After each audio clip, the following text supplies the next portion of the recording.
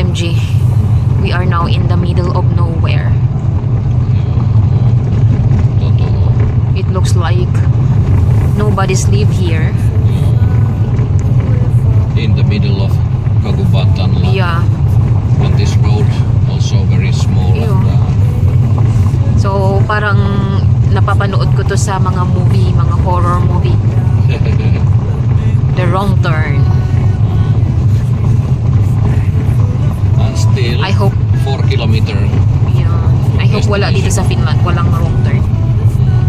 Ang Finland naman ay safe. So already here in Hiskin Polko. OMG, imagine from the main road 4 kilometers from there. Actually it was 5 or more. Really? And then first gravel road, then even smaller gravel road, then turn again the gravel road pa more. Yo. In middle of nowhere totoo. Yo, in the middle of nowhere. So ito yung ano, the trek start here. Hiskin Polko. So 1.1 kilometer lang. So hindi masyadong mahaba. It's okay. OMG.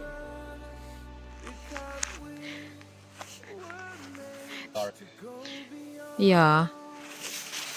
Parang nakakatakot talaga. Imagine kung mag-isa ka lang dito, 'di ba?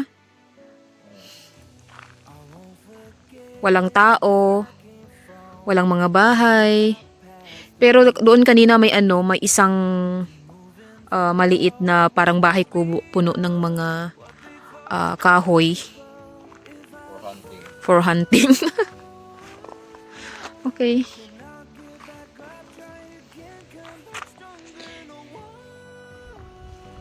So ayan. Let's go, guys.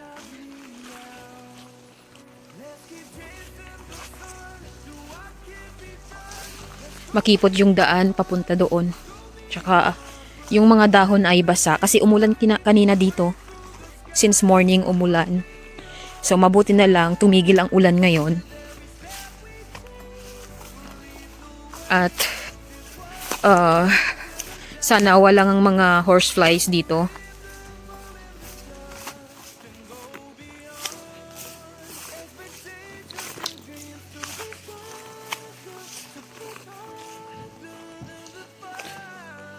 Ang ganda.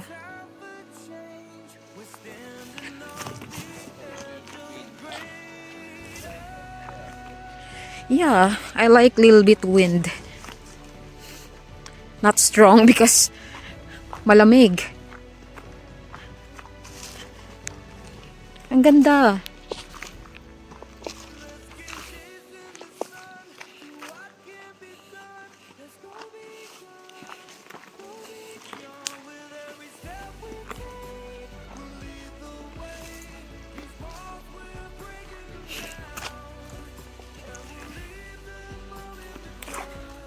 So, parehas kaming mahilig sa adventure. At least dito sa Finland, yung ano, wala silang bundok. Ano lang, mga hills lang. And hindi masyadong nakakapagod. Caring-carry.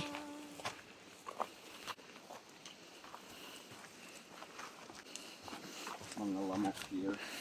Yeah, of course. Yun nga lang, maraming mga lamok or horseflies. Pero as... Ay, and what is this, honey? Look. Ay, horsefly? Looks like horsefly.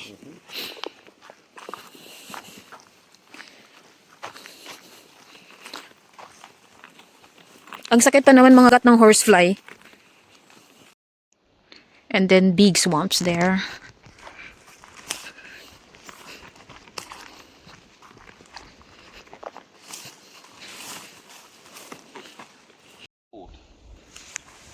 Hmm? 1.1 kilometer of this path here that is built. Oh, okay. And, let's see. There's a big swamp there, over there. That is deep, wet, but very beautiful. Okay, let's see. Oh, I I can imagine in the autumn time how beautiful here it is. All the autumn colors. Yeah.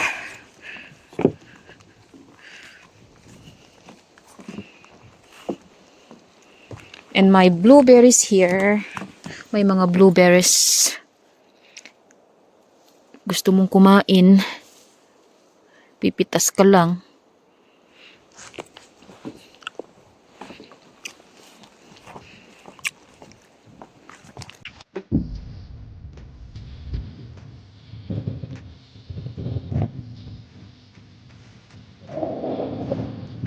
So, ang ganda ng view.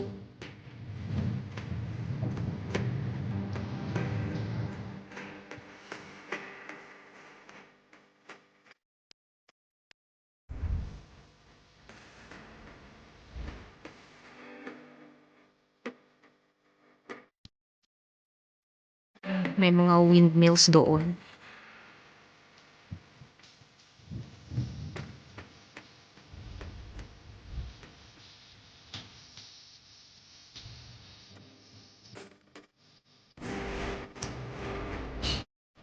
Yung pangamba ko kanina or yung takot ko ay napalitan ng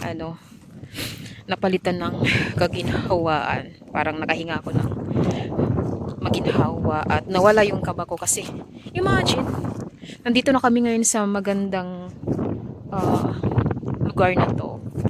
So lahat yan swamps.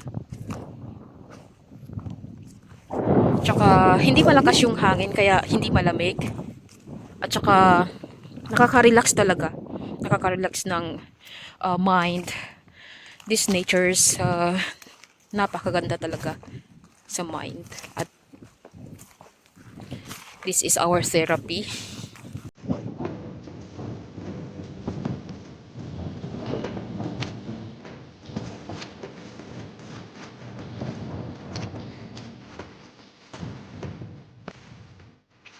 So, ang layo na ng narating namin.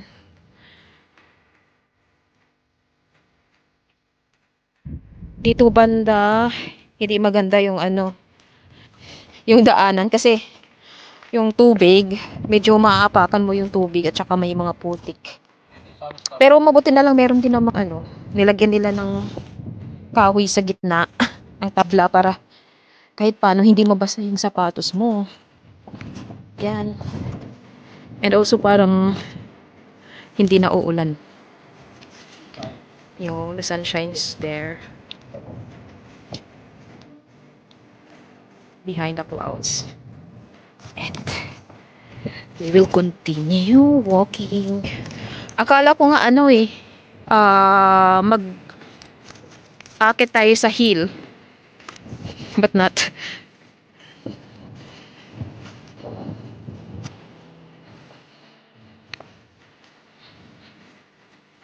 Wala akong idea dito sa place na to. Basta sumama lang ako kay Mr. Nung nag-search ako kung saan kami pwedeng mag sightseeing, and then sabi niya dito, and then I don't have idea. Akala ko hill. Akala ko bundok.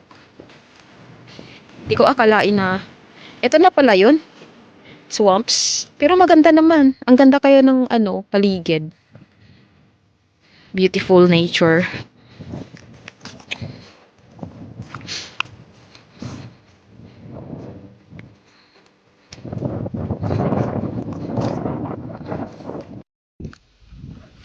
Imagine, nasa middle of nowhere ka tapos walang tao, walang mga bahay dito. Syempre, minsan hindi mo maiwasang mag-isip ng negative o hindi maganda.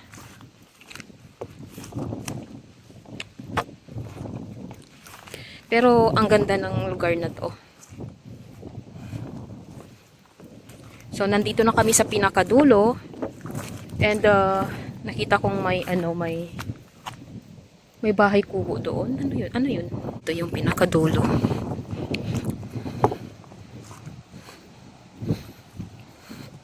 Ayan. Ang layo na nang narating namin. Nandito na kami. Ayan yata yung pahingahan dito.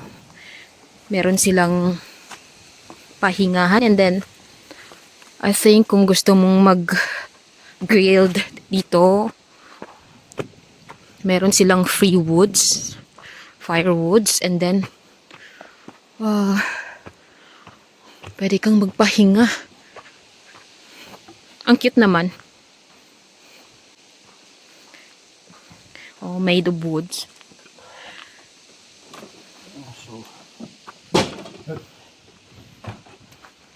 So, ayun.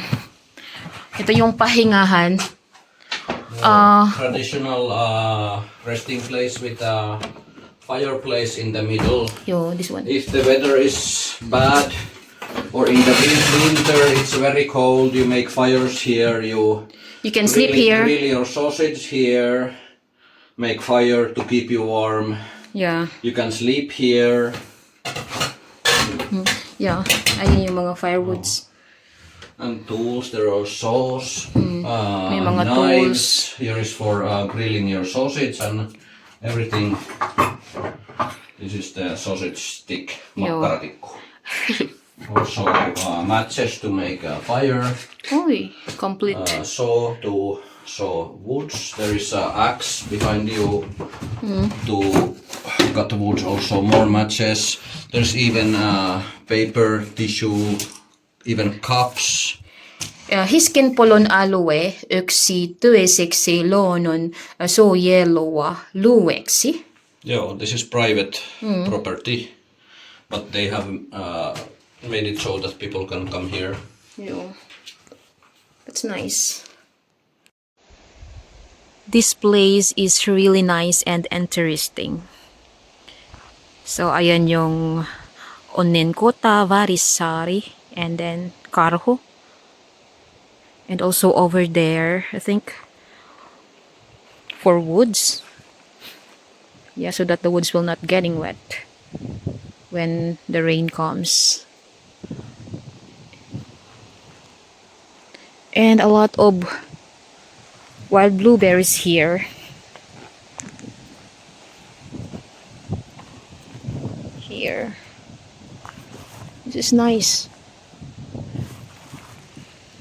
Nice place.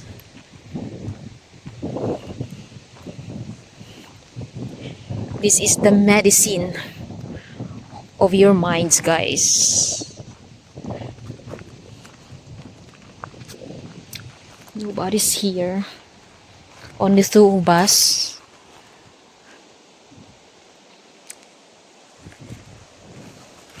What is here? They write something here. Ryoko. Ryoko. I don't know what does that mean. What is Ryoko?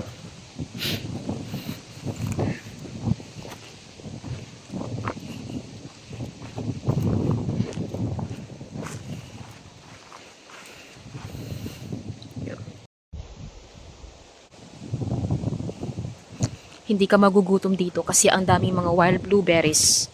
Lalo na every summer, kung summer kang pupunta dito. Mamimitas ka lang sa gilid. For example lang kung wala kang dalang pagkain or nakalimutan mong magdala. May mga berries. Pero mas maigi rin talaga na magdala ka ng ng pagkain. For sure. We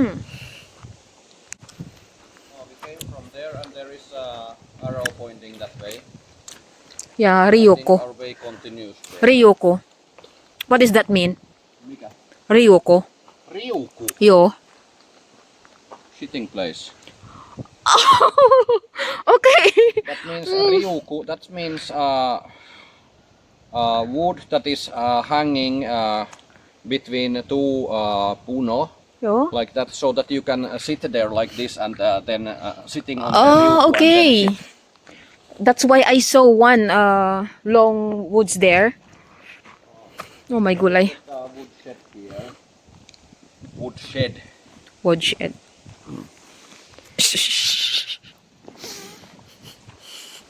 Over there. You want to check? What is that there?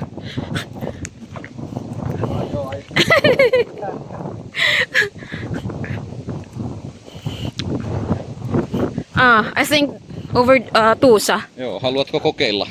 Ei. En halwa. So, ayan guys, babalik na kami doon kung saan kami kanina dumaan. Babalik na kami sa parking area. Babalik na kami doon sa summer cabin. This is more than 1 kilometer long. Yeah. So, I think that's all for today's video, guys. Thank you for watching. See you in my next vlog. Bye-bye.